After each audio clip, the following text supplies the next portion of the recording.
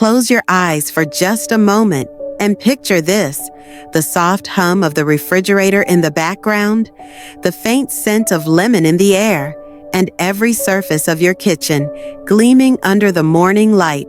Imagine walking barefoot across the cool, freshly cleaned floor, every step a reminder that this is your space, your sanctuary. Welcome, my friend, to this kitchen deep clean therapy session. This isn't just about scrubbing and wiping. No, today is about creating a place where peace lives. A place where every meal you prepare feels like a gift, where every corner tells a story of care, and where you can breathe a little deeper, knowing your kitchen is free from hidden germs and lingering mess. We're going to move slowly, together, not rushing, not forcing. This is your time. You can listen as you clean, as you cook, or even as you rest, letting these words wrap around you like a warm blanket.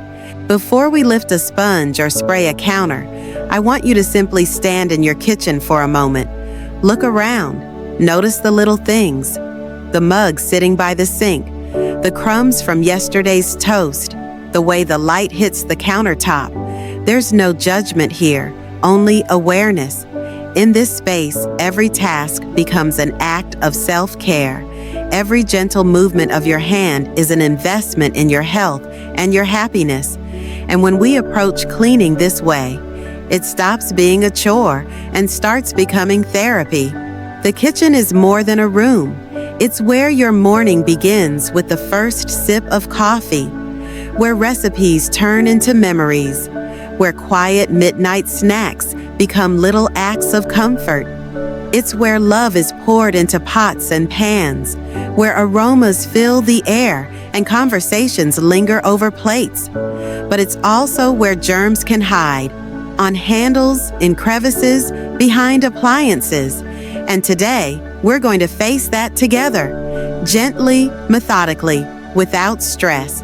Because every wipe of the cloth, every rinse of the sponge is one more step toward a home that truly supports your well-being. Let's take a deep breath together. Inhale slowly through your nose. Hold it for a gentle moment. And exhale through your mouth. Feel the way your shoulders relax. Feel the way your mind softens its grip on everything outside this room. Here, right now, you're not thinking about tomorrow's to-do list or yesterday's worries.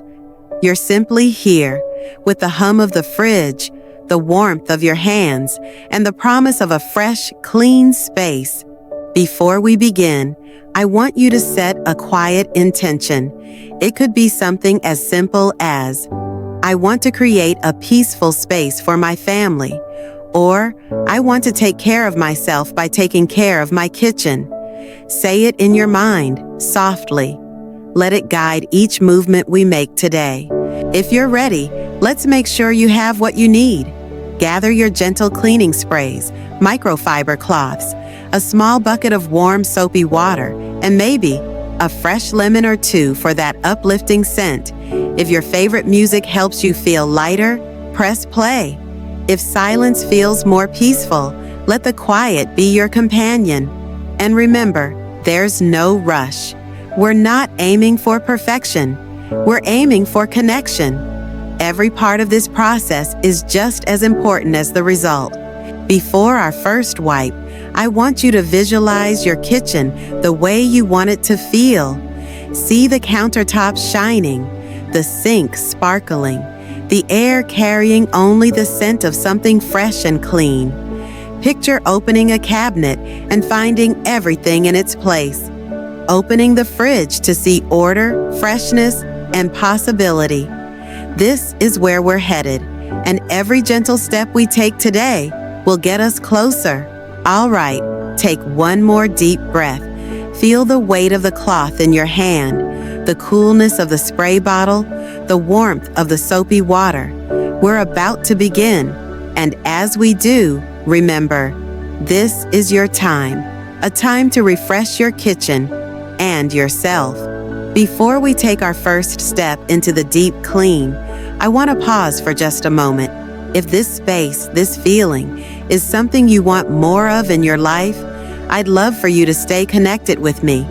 When you subscribe, like, and share your thoughts in the comments, you're not just supporting this channel. You're joining a circle of people who value peace, wellness, and the beauty of a cared-for home. Tell me in the comments, what's one small thing in your kitchen that always makes you smile? It could be a favorite mug, a recipe card, or even the sound of a kettle starting to whistle. Your story might be the reminder someone else needs to fall in love with their space again. So, go ahead, tap that subscribe button, leave your gentle mark on this community, and let's step into the next part of our journey together. Let's start first with clearing the space. We begin with the simplest, most powerful act, clearing. Step by step, we'll remove the items from your countertops, the jars, the dishes, the cutting boards. As you pick each piece up, pause for a moment. Feel its weight in your hands. Ask yourself, do I use this often? Does it belong here? If the answer is no, set it aside for later. This isn't about throwing things away. It's about giving your kitchen room to breathe. Decluttering doesn't have to feel harsh. Think of it like giving your kitchen a deep exhale. Each item you remove from a surface is one less distraction, one less opportunity for dust and germs to settle. Move slowly. Stack plates gently. Wrap your fingers around that spice jar and remember the last time you used it. If it's been a while, perhaps it can find a new home. And if you feel any resistance, that little tug that says, "But I might need this one day," just set the item aside. We'll decide together later. Already the room is changing. Notice how the air feels just a little lighter when the counters are clear. Notice the way your eyes can rest without hopping from one cluttered corner to another. Sometimes this small step is all it takes to feel calmer in your space. But today, we'll go further. Now, imagine your kitchen as a series of peaceful zones, a cooking zone, a prep zone, a cleaning zone.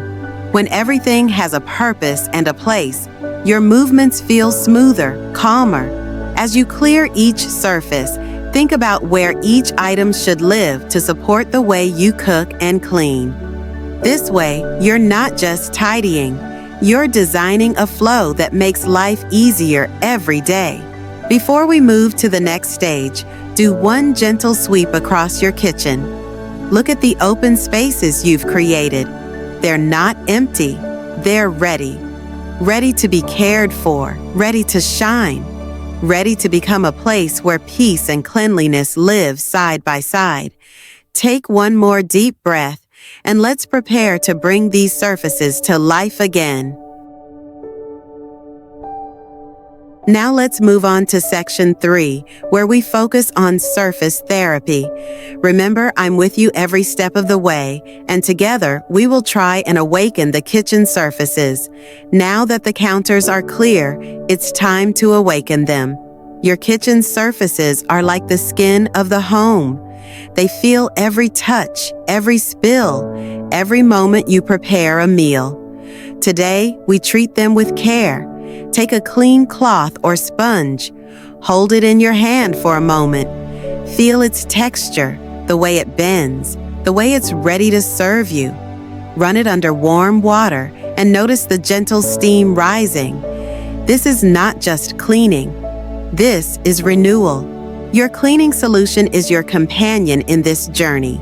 It could be a natural mix of vinegar and water, a gentle soap, or your favorite store-bought cleaner. The key is that its scent should comfort you, not overwhelm you. As you spray or wipe, notice how the surface responds. Watch the light catch the clean streaks. Listen for that subtle sound, the swish of the cloth, the release of the grime. Start from one corner of your counter and move slowly across. Each stroke is like a brush painting calm into your space. You're not rushing. You're not scrubbing in frustration. You're moving with purpose, with kindness. As you wipe, think of the meals you've made here. the laughter shared, the quiet cups of coffee, the late-night snacks. You're not erasing those moments. You're preserving them, making space for more. Now let's visit the places we usually overlook. The corners where crumbs hide, the base of the backsplash, the edges near the stove. These areas are like little secrets your kitchen keeps. When you tend to them, you're telling your kitchen, I see you, I care for you. Use a small brush, the edge of a sponge, or even a clean toothbrush to reach these hidden spots. The movement is small, but the effect is powerful. The backsplash is more than decoration. It's the silent guardian of your walls. It catches splashes, oil, and steam, asking for nothing in return. Today, we thank it. Spray it gently. Let the cleaner rest for a moment, softening any stubborn marks. Then, with slow, steady strokes, wipe it clean. Notice how the light changes as the surface reflects it again. Brighter, clearer, more alive. When you finish, take a step back. Look at your counters and backsplash. They're not just clean, they're inviting. They're ready for breakfast, for baking, for quiet tea at the end of a long day. Place your hand on the surface. Feel the smoothness. That's your work, your care, your energy. All right, let's sink, pun intended, into section 4. Sink sanctuary and keep that slow, meditative, emotionally warm pace going. The sink is where everything begins and everything returns. It's where fresh produce is rinsed, where dishes come for their second chance at being useful, where water, that life-giving element, meets your hands every day. It's also one of the most honest places in the kitchen. It shows the mess without shame. It gathers the evidence of a life lived, and right now, we get to transform it from weary to wonderful. First, clear it completely. Dishes, utensils, stray cups, they can rest aside for now. Let the sink stand on its own. Notice its shape, its color, its character. Run warm water into it, not rushing, but steady. As the steam rises, it's as if the sink is exhaling after holding so much. We're creating a gentle spa moment, even here. Choose your favorite cleaner, maybe a baking soda paste for a natural touch, maybe a lemon-scented soap for freshness. Dip your sponge or cloth and start with slow circular motions. Listen to the sound, the soft swish, the tap of the sponge against steel or porcelain. This is a rhythm, a pulse, and you're in control of its pace. Cleaning the sink isn't about scrubbing as fast as you can. It's about connecting to the space that serves you every day. Now, let's move to the faucet, the crown of the sink. Spray or wipe gently, watching water spots fade away. Run your cloth along the handles, the base, and even the underside. Those little areas that often go unseen. Think of how many times your hands have turned this faucet on, and how many more times they will. Each moment here is an act of gratitude for what it gives you. Clean water, warm water, life. We don't often think about the drain, but it's the quiet worker of the kitchen. Pour a little baking soda, followed by vinegar. Listen to the fizz, the tiny bubbles dancing. It's like giving your sink a gentle cleanse from the inside out. After a minute, flush it with hot water, letting it run for a while. There's something incredibly satisfying about watching water swirl cleanly away, knowing it's taking all the residue with it. To finish, take a dry microfiber cloth and polish the surfaces. This is the magic step, where the dullness turns to gleam, where your sink becomes almost reflective. Stand for a moment, take it in. This is the heart of the kitchen, and it's beating strong again. You've given it care, and now it will serve you with even more warmth. Perfect. Let's move into section 5, stove serenity, and keep that same warm, immersive flow. The stove isn't just a piece of metal and burners, it's the storyteller of your kitchen. It's seen late-night tea after a long day, Sunday breakfasts, holiday feasts, and quiet solo dinners where you cook just for yourself, and that mattered. Every stain, every splatter is a memory. But today, we'll choose which ones stay and which ones fade away. Before touching a sponge, pause. Look at it as it is, maybe a bit messy, maybe well used, and recognize it as a sign of life. Now, imagine the stove clean and shining, ready for the next chapter of meals. That's where we're headed. Remove any pots, pans, trivets, or grates. Give them a moment on the countertop while you focus on the surface below. If your stove has removable parts, place them in warm, soapy water to soak while we work. Think of this as them taking a little bath before returning to service. Spray or apply your favorite kitchen cleaner, citrus-scented for brightness, or maybe something with eucalyptus for that fresh spa-like aroma. Let it sit for a minute, not just for cleaning power, but to give you a moment to breathe, slow down, and watch the little droplets work. With a soft sponge, move in slow circular motions. Don't rush the stains. Coax them away. Each pass is a small act of care, turning the surface smoother, clearer. Lift them gently from their soak, wipe them clean, and feel the texture change beneath your cloth. If stubborn spots remain, a gentle brush can encourage them to let go. Placing them back is like setting the table, everything in its place, ready for the next gathering. The knobs, the controls, the fingertips of the stove. Wipe each one with intention, thinking about how often they guide your cooking. A clean knob feels different. It turns more smoothly, and it reminds you that even the smallest parts deserve care. If your stove has an oven with a glass door, take a moment to polish it. It's the window into countless meals past and future. As the glass clears, so does the feeling in the room. Lighter, brighter. Step back and look at it now. The stove stands taller somehow. The surface gleams. The burners are ready. And it feels like a stage prepped for a performance. You've just given your cooking space not only a fresh look, but a fresh energy. And every time you light a burner now, you'll remember this quiet, intentional moment. All right, let's drift smoothly into Section 6. Countertop calm, and keep that slow, meditative cleaning energy alive.